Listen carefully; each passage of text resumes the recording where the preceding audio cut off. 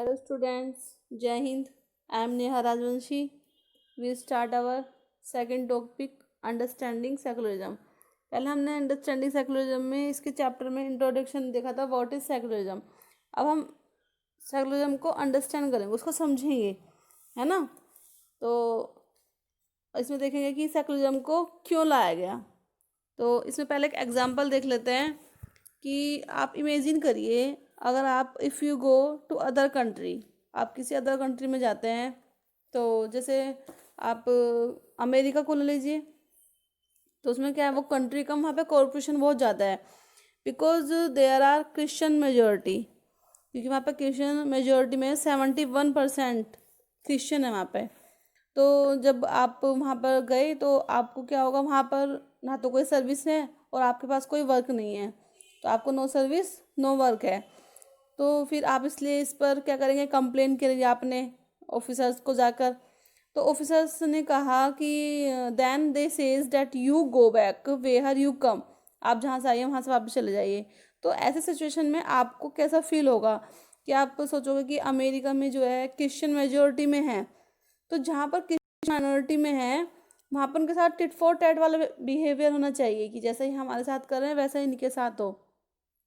ऐसा मन में फील होती है, ऐसा मतलब जब होता है कि हमारे साथ गलत हुआ है तो इनके साथ भी ऐसा ही हो। ओके।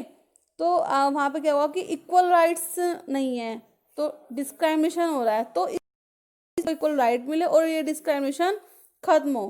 तो ये जब होगा तो ये सब सेकुलरिज्म के अंदर ही हम इसमें देखेंगे कि क्यों इसलिए ही सेकुलरिज्म को लाया गया, इसलिए जो सब पीपल्स हैं उनको इक्वल राइट्स मिले। जैसे कौन कौन से हैं, फ्रीडम टू, एक तो हमारा हो गया था right to freedom, right to equality, right against to exploitations, right freedom of religion, culture and educational rights, right to constitutional remedies. ये हमारे फंडामेंटल राइट्स थे जो हमने अपने कॉन्स्टिट्यूशन में रीड आउट करे थे। अब हम इसकी रीडिंग देखते हैं कि अंडरस्टैंडिंग सेकुलरिज्म की। The word secularism was used by writer George Jacob Holyoake, जो फर्स्ट बार जॉर्ज जैकब हॉलियक थे, उन्होंने यूज़ करा सेकुलरिज्म का इन 1851 में। Although the term was new, general notion of free thought on which it based had existence throughout the history. In particular early secular idea involving, जो इसका idea था involving करा गया है the separation of philosophy. Philosophy means the study of idea and belief about the meaning of life and religion can be tracked back to Ibn Rushd. जो Ibn Rushd थे, वो known in the West as Averroes has probably as a bigger impact to western religion and philosophy than on Islamic thought. He was a जज expert in Islamic law as a physician and a philosopher. He was a remarkable thinker. तो जो इनका आइबन रज्द का जो full name है, अबू वालिद मोहम्मद आइबन रज्द, ये एंडुलेशियंस के फिलोसफर रहे हैं। तो इनके बारे में ये सब कुछ था। तो and India the Upanishad also talk the सर्वधर्म संभव, यानी कि जो सारे हमारे धर्म है वो सारे एक समान है। Which means respect for all religious, यानी कि जो सभी धर्म है उनका रेस्पेक्ट किया जाए। Holyoake invention the term secularism to describe his views to promoting a secular order separate from religion without activity dismissing or criticizing religious belief. He felt that secular was not an argument against Christianity, it was the independent of it। मतलब ये कोई argument नहीं है तो Christian के against Christianity, but it was dependent on it. Secular is a modern political and a constitutional principle and has two external features. इसके 2 features हैं, उन्हें देखते हैं वो कौन से हैं। All individual have the freedom to live by their religious belief and the belief means feeling that something या somebody is true and practice as they interrupt these. Any well-governed state should allow its citizens to live happily and its harmony with each other. This would any This would only be possible if they protect the fundamental rights of all citizens and make social environment safe and secure for them. Pupils should not feel oppressed, dominate or insure. The state and the religion should be separate. पीछे भी बात बताई थी, state और religion को separate रखा गया है। ये नहीं है कि आपको जैसे अपने रिलीजन के प्रति वर्क करना है कि इसमें स्टेट आपको ये नहीं करेगी, स्टेट इन्वॉल्व नहीं होगी कि आपको ये वर्क ऐसा करना है। तो स्टेट जो है उसको रिलीजन से अलग है, उनका सेपरेशन है उनके बीच में। Okay, in this feature the state keeps itself away the interfering in affairs, आपके किसी भी अफेयर्स में ऑफ पीपल रिलीजन के एंड बिलीफ के। This allows freedom to interrupt religious teaching differently, to permit citizens to exit from their religion and have to freedom to embrace another religion। मतलब ये नहीं कहेगी कि आप इस धर्म को छोड़कर दूसरे धर्म में जाइए। ओके, मतलब किसी भी तरह से आपको प्रेस नहीं करेगी कि आपको ये वर्क इस तरह से नहीं, आप इस तरह से करिए।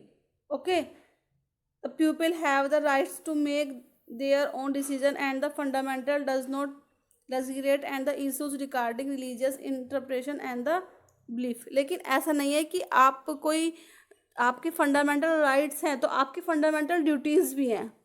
वो हमने पढ़ी थी कि ये नहीं है कि आपको राइट्स दिए गए हैं, लेकिन फंडामेंटल ड्यूटीज़ भी हैं। जो हमारे राइट्स हैं, अगर हमें किसी भी चीज़ की फ्रीडम है तो वो एक लिमिटेशन में है, आप ये नहीं कि उसका मिसयूज़ करेंगे, है ना। Positive ideals in the secular society, deep respect for individual and the small groups of which they are a part, equality of the people, each person should be have to realize their potential means capacity। तो यानी कि how do people work to their capacity in society। Why secularism, near all countries of the world would normally have more than one religious group living in them, यानी कि एक से ज़्यादा group के लोग रहते हैं। As the population is not equally divided into different religion, there would be different number of people following different religions। The people of following the religions which has the most number of followers in the society is termed as majority। यानी कि एक से ज़्यादा religious के जो people हैं वो रहते हैं तो वो मेजॉरिटी में है, और while the people flowing other religious are termed as minority community. While the social order is more controlled and generally dictated in the theoretic and non-secular state। what is this theoretic और non-secular state? पहले भी हमने इस चीज़ को define करा था। तो क्या होते हैं थियोरेटिक सोसाइटी, रिलीजियस लीडर, जो रिलीजियस लीडर होते हैं वही कंट्री को चलाते हैं, जैसे प्रीस्ट वगैरह। Non secular state policy, all religion are not equal. Okay, और authoritative means the power and rights to give orders and make others obey, यानी कि आप उसे इलेक्शन के द्वारा उन्हें चूज़ करते हैं और फिर वो अपनी उनको पावर देते हैं जिससे वो अपना पूरा वर्क करते हैं। ओके, तो in a democracy the government is elected through general election and it's largely possible that the government or policy make would from the majority community। Thus usually the majority religious group would have access to state power। जो majority का usually जो होती है, जो majority religious group होते हैं वो access power रखते हैं बहुत ज़्यादा स्टेट पावर की, and could easily use this power to discrimination against the prosecution person of other religious. यानी कि अगर जो मेजोरिटी कम्युनिटी होती है उनको आप स्टेट पावर मिल जाए तो फिर वो क्या करेंगे, वो बहुत ज़्यादा डिस्क्रिमिनेशन करना शुरू कर देंगे, भेदभाव कि ये इस रिलीजन का है, वो इस रिलीजन का है ना। तो द मेजोरिटी कुड का डिस्क्रिमिनेशन कोरियंसन्स एंड, यानी कि बहुत ज़्यादा वॉयलेशन हो जाएगा। And at the times even the killing of religious minority or prevent minority from practicing their religions। Any form of religious dominations will go against the basic rights to citizens. This tells us the why secularism gains importance especially in the democratic society and state. तो इसमें ये है कि secularism को क्यों लाया गया, क्योंकि हमारे काफ़ी रिलीजियस के पीपल्स रहते हैं। अगर मेजोरिटी हो गई किसी की, एक यानी कि आप ग्रुप ले लीजिए, 10 पीपल्स का ग्रुप है और 8 एक ग्रुप में हो गए, 2 एक में हो गए, तो ज़्यादा किसकी पावर हुई, 8 वालों की। तो यही मेजोरिटी और यही माइनॉरिटी का है कि ऐसा नहीं है इंडिया में तो कि एक ही रिलीजन को इम्पोर्टेंस दी गई है, लेकिन इसमें बताया गया कि स्टेट अगर ऐसी पावर आ जाए स्टेट के पास कि मेजोरिटी वाली, तो क्या हो जाएगा, बहुत ज़्यादा डिस्क्रिमिनेशन हो जाएगा। तो इसलिए ही सेकुलरिज्म को बनाया गया है कि ये डिस्क्रिमिनेशन, प्रोसिक्यूशन, एजुलेशंस ना हो, जो हमने शार्ट में भी आपको समझाया था, जो पहले अर्ली टाइम्स में होता था। ओके, और कुछ जगह अब भी ऐसा होता है ना। ओके, तो सेकुलरिज्म इन इंडिया, अब हम इंडिया के सेकुलरिज्म पढ़ेंगे, फिर secularism in India and USA comparison के रूप में। तो पहला हम इसका इतना ही पढ़ेंगे और इसमें जो डिफ़िकल्ट वर्ड हैं उन्हें सर्च करके अपनी नोटबुक्स में राइट डाउन करेंगे। ओके।